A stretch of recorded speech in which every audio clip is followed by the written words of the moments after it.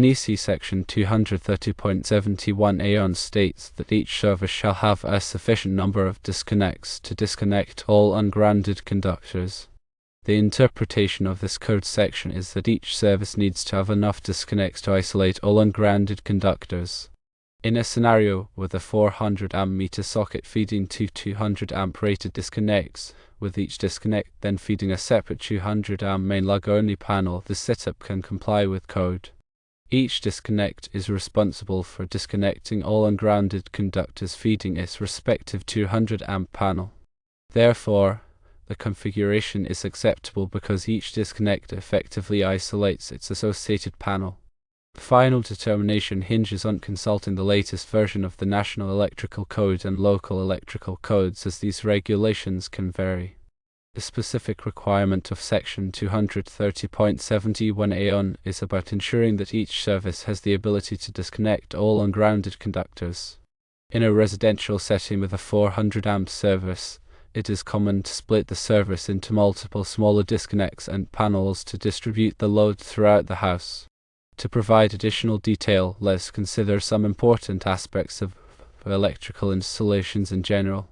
Firstly, conductors must be sized appropriately for the load they will carry, and this sizing must comply with NEC tables such as Table 310.15b16, which provides ampacities of insulated conductors. Secondly, overcurrent protection, such as circuit breakers or fuses, must be provided to protect conductors from overload. The overcurrent protection device should be sized no larger than the ampacity of the conductors it protects, unless specific exceptions apply as outlined in NEC Section 240.4. Thirdly, grounding and bonding are critical for electrical safety. Grounding provides a path for fault current to return to the source, allowing the overcurrent protection device to trip and energize the circuit. Bonding ensures that all metallic parts of the electrical system are at the same potential, minimizing the risk of electric shock. Fourthly, conduit fill limitations must be observed when installing conductors in conduit. NEC Chapter 9 provides tables that specify the maximum number of conductors allowed in a given size of conduit. The conduit must be sized appropriately to ensure that the conductors can be easily pulled in and out, and to prevent overheating. Fifthly, working clearances must be maintained around electrical equipment to provide safe access for maintenance and repairs. NEC Section 110.26 specifies the required working clearances based on the voltage of the equipment and the presence of exposed live parts. Additionally, proper labeling and identification of electrical equipment is essential for safety and maintenance. All circuits and equipment should be clearly labeled to indicate their function and voltage. Warning signs should be posted in areas where there is a risk of electric shock. When dealing with electrical installations, safety is paramount. Always de-energize circuits before working on them and use appropriate personal protective equipment, such as insulated gloves and safety glasses. If you are not qualified to perform electrical work, consult a licensed electrician. Code requirements for electrical installations may vary based on the occupancy type, such as residential, commercial, or industrial. Each occupancy type has specific requirements for wiring methods, grounding, and overcurrent protection. For example, in residential occupancies, arc fault circuit interrupters or arc fault circuit interrupter breakers are required to protect branch circuits that supply bedrooms. In commercial occupancies, ground fault circuit interrupters or ground fault circuit interrupter breakers are required in certain locations, such as bathrooms and kitchens. Industrial occupancies may have additional requirements for motor control circuits and hazardous locations. In addition to occupancy type, local codes and amendments may also affect electrical installations. Local codes may be more restrictive than the NEC, and they may also address specific issues that are not covered by the NEC. It is important to consult with the local electrical inspector to determine the applicable code requirements for a specific project. When planning an electrical installation, it is important to consider the future needs of the building. Adding extra capacity to the service and distribution system can make it easier to add new circuits and equipment in the future. It is also important to consider energy efficiency when designing an electrical installation. Using energy-efficient lighting, appliances, and equipment can reduce energy consumption and lower utility bills. The National Electrical Code is updated every 3 years, and it is important to stay up to date with the latest requirements. The NEC is available for purchase from the National Fire Protection Association, or NFPA, and it is also available online through various subscription services. In addition to the NEC, there are many other resources available to help with electrical installations. These resources include textbooks, training courses, and online forums. Consulting with experienced electricians and electrical engineers can also be helpful. The configuration of a 400 amp service feeding two 200 amp disconnects and panels can be further examined in terms of load calculations. The NEC provides methods for calculating the load on a service, and these calculations must be performed to ensure that the service is adequately sized. The general method involves calculating the demand load for various types of loads, such as lighting, receptacles, and appliances. The demand load takes into account the fact that not all loads will be operating at the same time. The NEC provides demand factors that can be applied to the calculated loads to determine the total demand load in the service. For example, for dwelling units, the NEC allows a demand factor of 3 volt amps per square foot for general lighting and receptacles. For appliances, the NEC provides specific demand factors based on the type and number of appliances.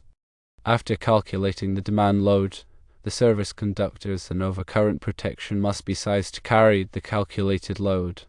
The service conductors must have an ampacity equal to or greater than the calculated load, and the overcurrent protection device must be sized no larger than the ampacity of the service conductors.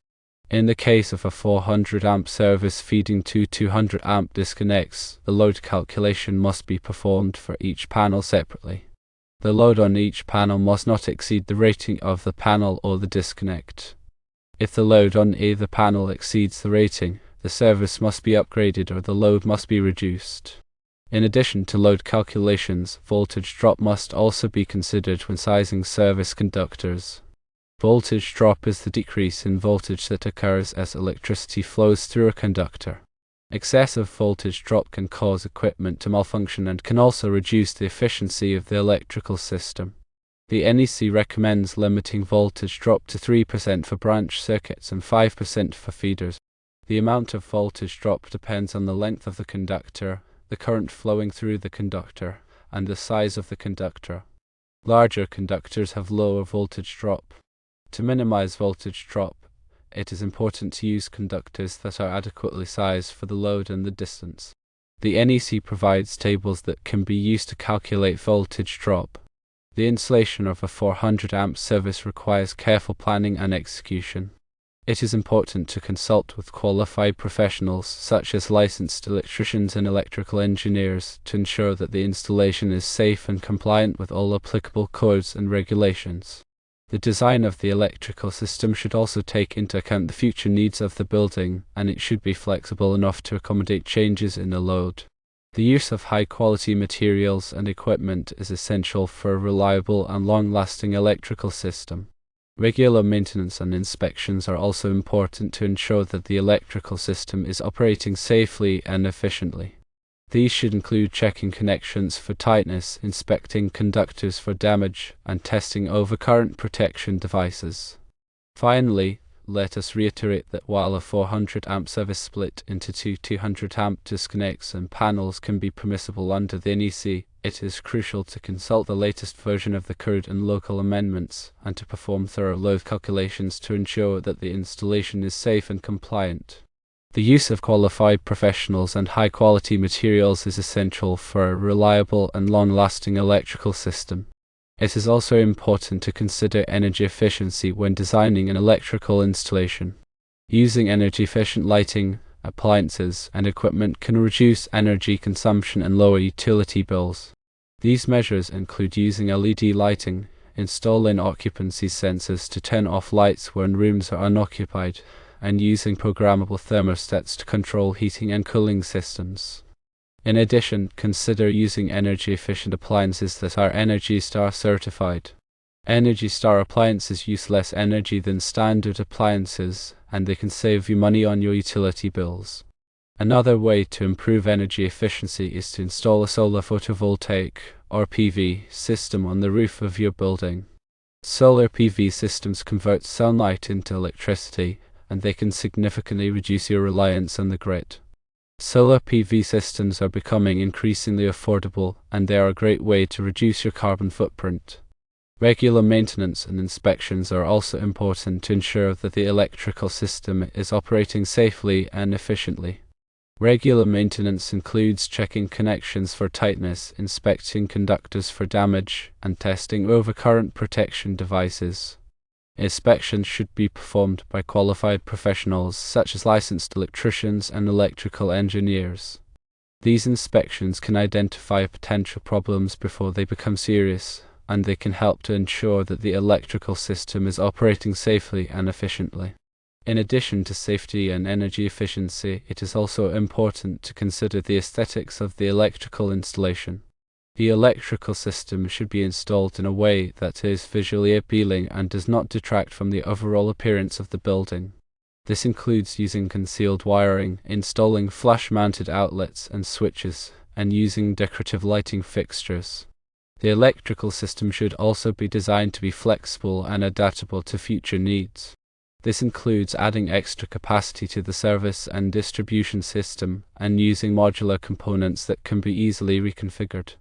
By considering all of these factors, you can create an electrical system that is safe, efficient, aesthetically pleasing, and adaptable to future needs.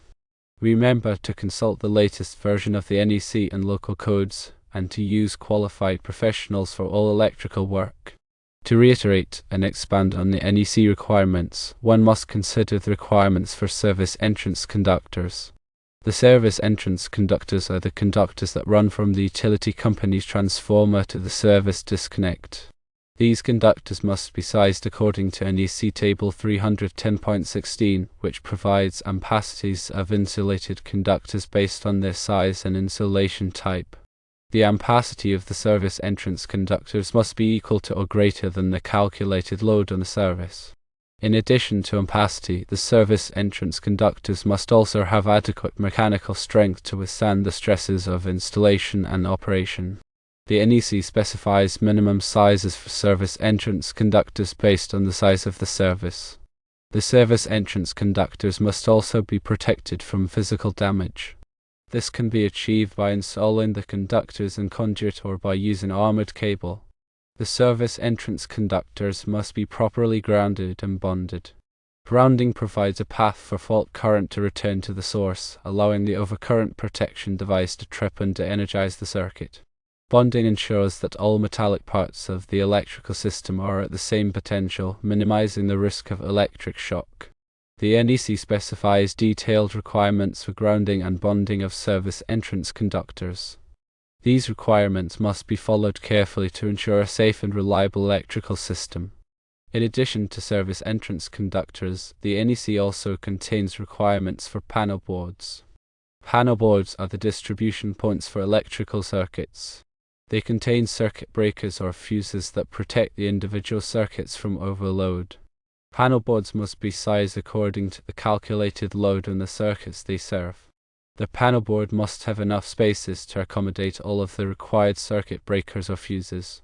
Panel boards must be installed in a location that is accessible and protected from physical damage. The NEC specifies minimum working clearances around panel boards to provide safe access for maintenance and repairs. Panel boards must be properly grounded and bonded. The NEC specifies detailed requirements for grounding and bonding of panel boards. These requirements must be followed carefully to ensure a safe and reliable electrical system. Another key component in electrical systems is overcurrent protection. Overcurrent protection devices, such as circuit breakers and fuses, are designed to protect electrical circuits from overload and short circuits. Overcurrent protection devices must be sized according to the ampacity of the conductors they protect. The NEC specifies maximum sizes for overcurrent protection devices based on the size of the conductors.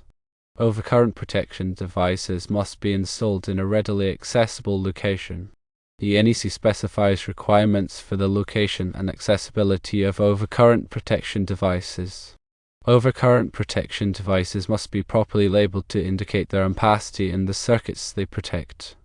The NEC specifies requirements for the labeling of overcurrent protection devices. In addition to circuit breakers and fuses, there are other types of overcurrent protection devices, such as ground fault circuit interrupters, or ground fault circuit interrupter breakers, and arc fault circuit interrupters, or arc fault circuit interrupter breakers. Ground fault circuit interrupter breakers are designed to protect people from electric shock.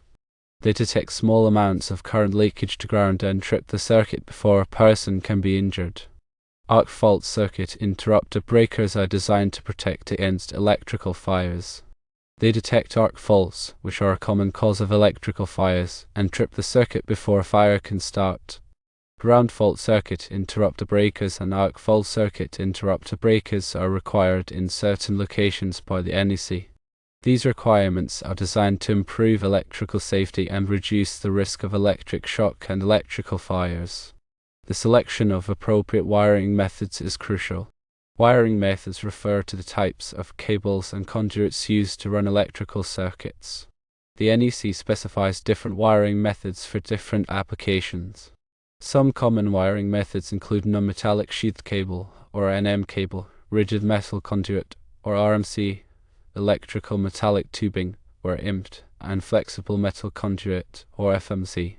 Non-metallic sheathed cable, or NM cable, is a common wiring method for residential applications. It is relatively inexpensive and easy to install. Rigid metal conduit, or RMC, is a heavy-duty wiring method that is used in industrial and commercial applications. It provides excellent protection for conductors. Electrical metallic tubing, or IMT, is a lightweight wiring method that is used in a variety of applications. It is easy to bend and cut, making it a popular choice for many electrical installations. Flexible metal conduit, or FMC, is a flexible wiring method that is used to connect equipment that vibrates or moves. It provides flexibility and protection for conductors. The selection of the appropriate wiring method depends on the application and the environmental conditions. The NEC specifies requirements for the use of different wiring methods. These requirements must be followed carefully to ensure a safe and reliable electrical system. Let's consider the specifics of 3/0 copper conductors in 2-inch conduit. The ampacity of 3/0 copper conductors depends on the insulation type and the ambient temperature. According to NEC Table 310.16, 3/0 copper conductors with THHN insulation have an ampacity of 200 amps at an ambient temperature of 30 degrees Celsius. However, the ampacity may need to be adjusted for ambient temperature and the number of conductors in the conduit. If the ambient temperature is higher than 30 degrees Celsius, the ampacity must be derated according to NEC Table 310.15b2. If there are more than 3 current-carrying conductors in the conduit, the ampacity must be derated according to NEC Table 310.15b3. The 2-inch conduit must be sized according to NEC Chapter 9, Table 4. This table specifies the maximum number of conductors allowed in different sizes of conduit. The 2-inch conduit is typically large enough to accommodate 3/0 copper conductors. However, it is important to check the conduit fill to ensure that the conductors are not overcrowded. Overcrowded conduits can lead to overheating and reduced ampacity. In addition, the 2-inch conduit must be properly supported. The NEC specifies requirements for the support of conduit. These requirements are designed to prevent the conduit from sagging or becoming damaged. It is crucial to refer to the most recent version of the NEC and any local amendments for precise requirements. Furthermore, always consult with a qualified electrical inspector or engineer to ensure compliance with all applicable codes and regulations.